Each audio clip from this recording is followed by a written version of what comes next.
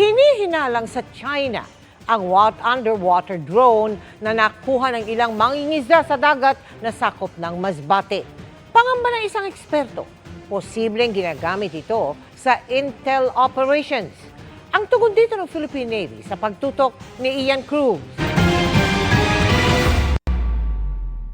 Imbes na isda, ang malaking dilaw na bagay na ito ang nabingwit ng mga mangingisda sa dagat sakop ng Iniwaran, San Pascual, Masbate umaga ng December 30.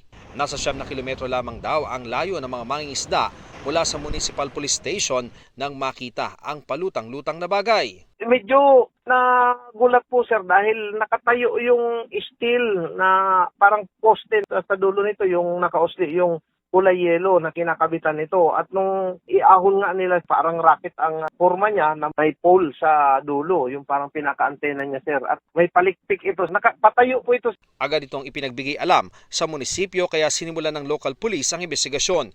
Nagpadala ng EOD team ang PRO5 para siyasatin ang nakita ng mga mangingisda na 2.72 meters ang haba mula nguso hanggang buntot.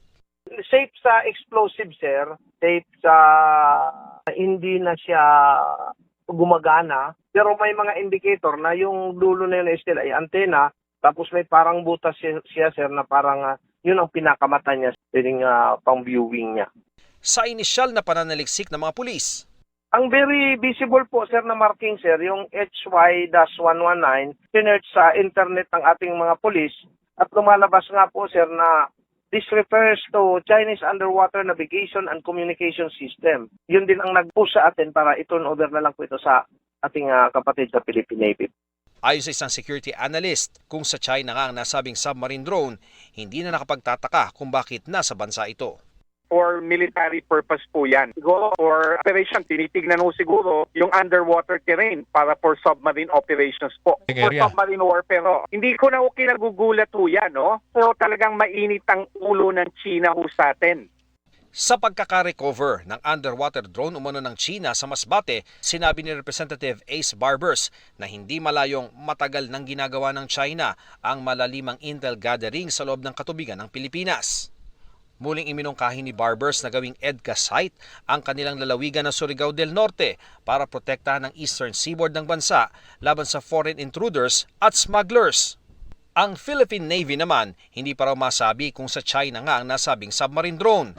Hindi pa natin masabi na na we need to do further analysis on it para masabi natin, matiyak natin kung saan galing, anong gamit noon, anong ginagawa noon.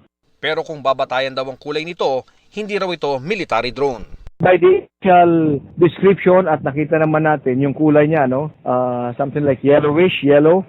Usually pag bright colors like yellow, red, orange, these are for scientific research or for fish use, like tracking of schools of fish for fishing purposes. They are designed to be seen from the air, kaya bright ang color.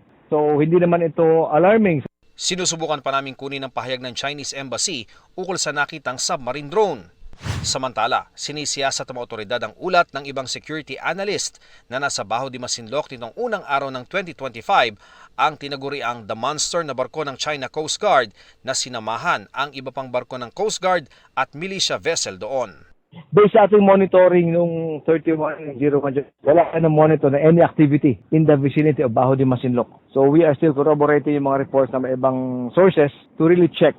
Para sa GMA Integrated News, Ian Cruz, nakatutok, 24 oras.